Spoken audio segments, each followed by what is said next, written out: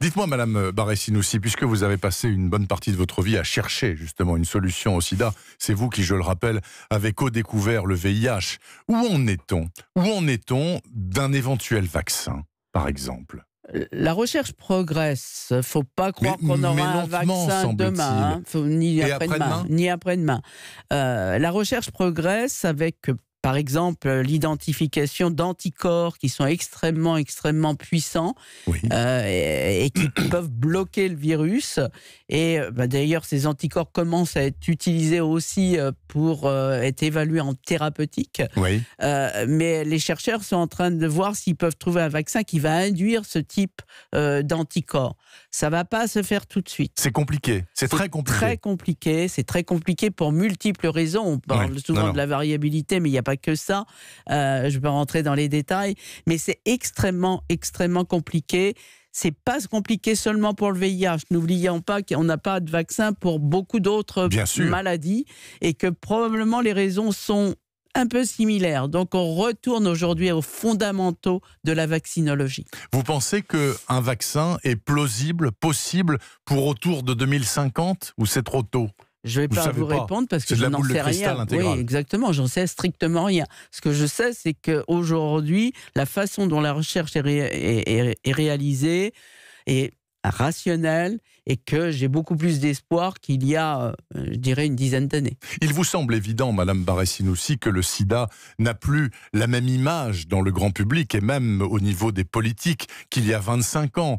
C'est presque devenu une maladie déjà dont on ne meurt plus grâce aux trithérapies. Vous voulez rappeler, je crois, que les trithérapies, c'est pas anodin du tout. C'est dur, c'est violent et ça a des effets induits. Alors, les effets induits, il y en a. Oui.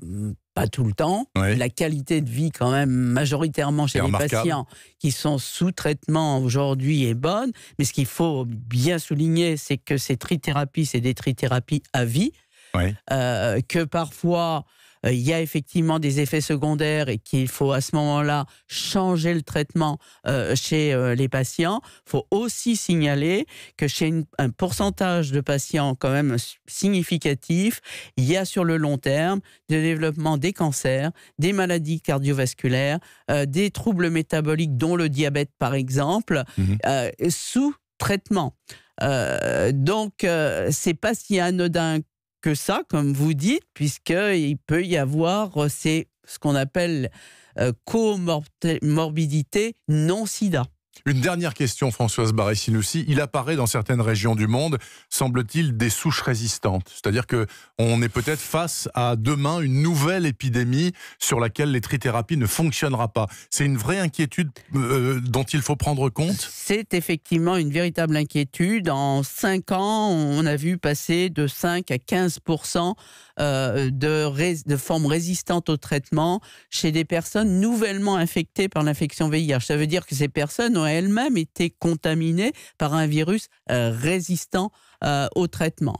Alors, résistant au traitement de première génération, la première combinaison thérapeutique, c'est pas résistant pour l'instant à la deuxième combinaison thérapeutique, mais c'est un processus qui est en cours et c'est inquiétant quand même. C'est inquiétant parce qu'on n'a pas non plus un panel si large que ça de médicaments.